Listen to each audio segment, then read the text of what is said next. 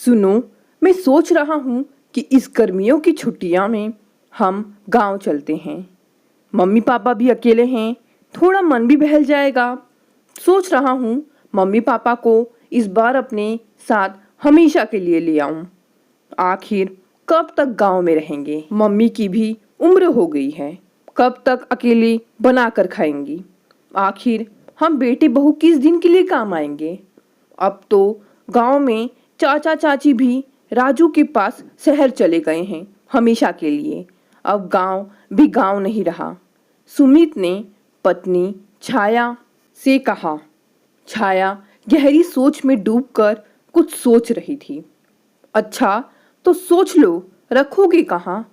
हमारे एक बेडरूम के घर में बेमुश्किल से हम सब एडजस्ट होते हैं। जब कोई मेहमान आता है तो हॉल में सुलाना पड़ता है। तुम्हारे मम्मी पापा तो हमेशा के लिए आ रहे हैं। मेरा तो दिमाग खराब हो गया है। अब यह लोग भी यहीं पसर जाएंगे। तुम्हें तो हमेशा मेरे माता पिता से परेशानी ही रही है। क्या वो मेरे साथ कभी नहीं रहेंगे? क्या तुम्हारे मम्मी पापा तुम्हारे भाई के साथ नहीं रहते? माता पिता को बुढ़ापे में सहारे की जरूरत होती है। कृष्णा जी और धर्म पत्नी निर्मला जी को इकलौती संतान थी। बेटा सुमित शहर में पत्नी छाया और बेटे के साथ रहता था। सुमित की आमदनी कुछ खास नहीं थी, जीने खाने भर ही कमा लेता था। कृष्णा जी और निर्मला जी गांव में रहते थे। अब बेटा सुमित ने कृष्णा जी और निर्मला जी को अपने साथ शहर में लाया। यहाँ छोटे से घर में जीवन कटने लगी। धीरे धीरे समय बीतने लगा। बहू छाया का रवैया कृष्णा जी और निर्मला जी के लिए अच्छा नहीं था, किंतु पति सुमित के कारण वो चुप रहती। लेकिन सुमित के गैर मौजूदगी में छाया उनका जीना हराम कर देती, ताने दे देकर माहौल खराब कर देती। दोनों अपमान का घूंट पीकर रह लेते। करे तो क्या करें? इन्हीं सभी वजहों से तनाव में आकर कृष्णा जी घर छोड़कर कहीं दूर चले गए। ना जाने कहाँ लापता हो गए। ना जाने उन्हें कौन सी जमीन निगल गई, या कहो कौन सा आसमान खा गया।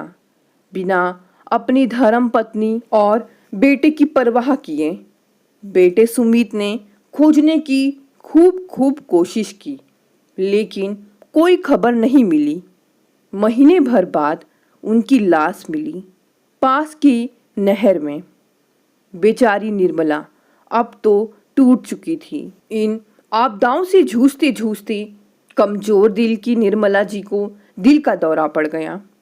लेकिन भगवान की कृपा से समय पर अस्पताल पहुंचने के कारण बच गई।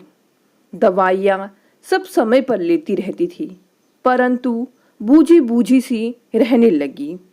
सुमित माँ निर्मला को सांत्वना देता रहता। मम्मी, हौसला रखो, शायद भगवान का यही फैसला था।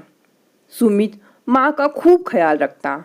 माँ को शाम को ऑफिस से घर पहुँचते ही चाय पीकर उसे लेकर घर के सामने वाले पार्क में ले जाता। डॉक्टर के निर्देशानुसार निर्मला सदा अपने पास दवा रखा करती थी, ताकि कभी यदि लगे कि अचानक दिल की धड़कन तीव्र या धीमी होने लगी है तो झट से एक गोली जीभ के नीचे रख देने से दिल का दौरा पड़ने से बचाव हो जाए।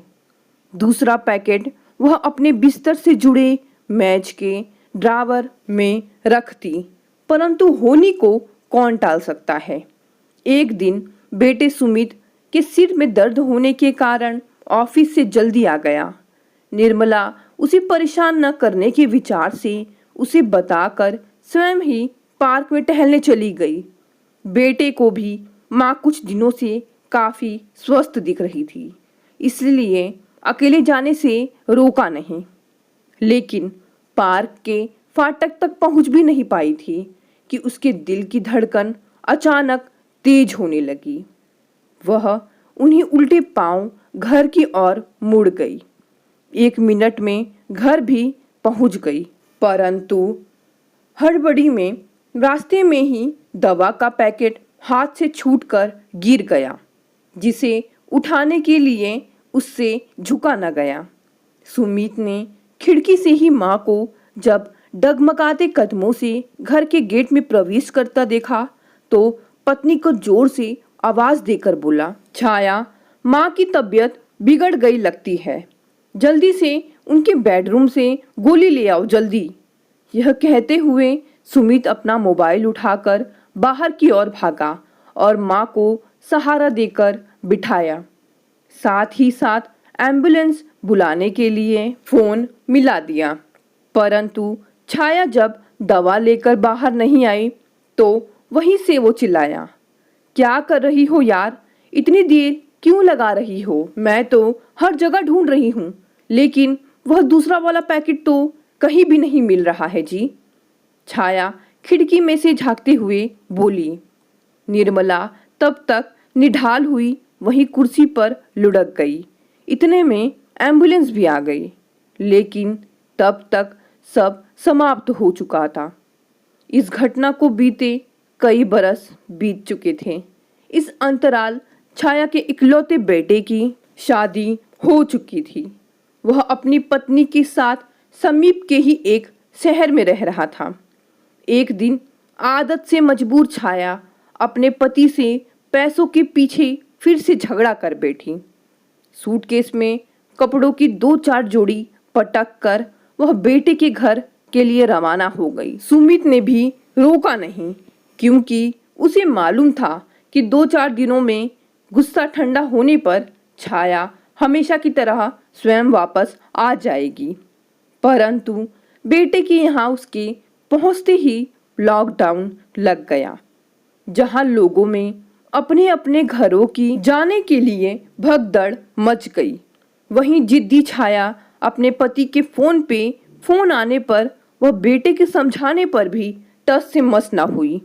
पहले की तरह सोसाइटी के पार्क में सुबह शाम सैर के लिए जाना, दुकानों के खुलने से निर्धारित समय पर वहां जाकर यूं ही समय काटना और ऊपर से हंसी उड़ाना कि यह सब बाहर के देशों की कोई षड्यंत्र है। और वही हुआ जो इस तरह की लापरवाह लोगों के साथ हो रहा था। कोरोना से ग्रस्त चंद ही दिनों में छाया की ऐसी हालत हो गई कि अस्पताल वालों ने उसके बेटे को ऑक्सीजन का शीघ्र से शीघ्र प्रबंध करने का कह दिया। दिन रात एक करके उसने 2 दिन शहर का कोना कोना छाना मारा, लेकिन खाली हाथ लौटना पड़ा। इधर छाया की सांस लेने में परेशानी इतनी चरम सीमा तक पहुंच गई कि उसे अपना काल सामने नजर आने लगा। उसने डॉक्टरों से हाथ जोड़कर विनती की कि मेरा अंतिम समय आ गया है, मुझे मेरे पति व बेटे से मिलवा दें। परंतु कोरोना के रोगियों को तो किसी से भी मिलने मिलाने की सख्त मनाही थी, सो उसे केवल वीडियो कॉल द्वारा बात करने की अनुमति मिली। छाया की कठिनाई से सांस आ जा रही थी और आधी बेहोशी में न जाने क्या अटक अटक कर कह रही थी, तुम्हें मेरे लिए ऑक्सीजन कहीं पर भी नहीं मिल पाएगी। दुकानदारों ने मेरी वाली ऑक्सीजन छुपा कर रख ली होगी, बिल्कुल उसी तरह जैसे मेरी आंखों के सामने माँ जी की दवा रखी हुई थी। मैंने पहले जानबूझकर उसे अनदेखा किया, फिर उसे छुपा दिया था। मुझे मेरे कर्मों की सजा मिल गई। दोस्तों, अगर कहानी पसंद आई तो इसे लाइक और शेयर करें और मेरे चैनल को भी सब्सक्राइब करें। धन्यवाद दोस्तों।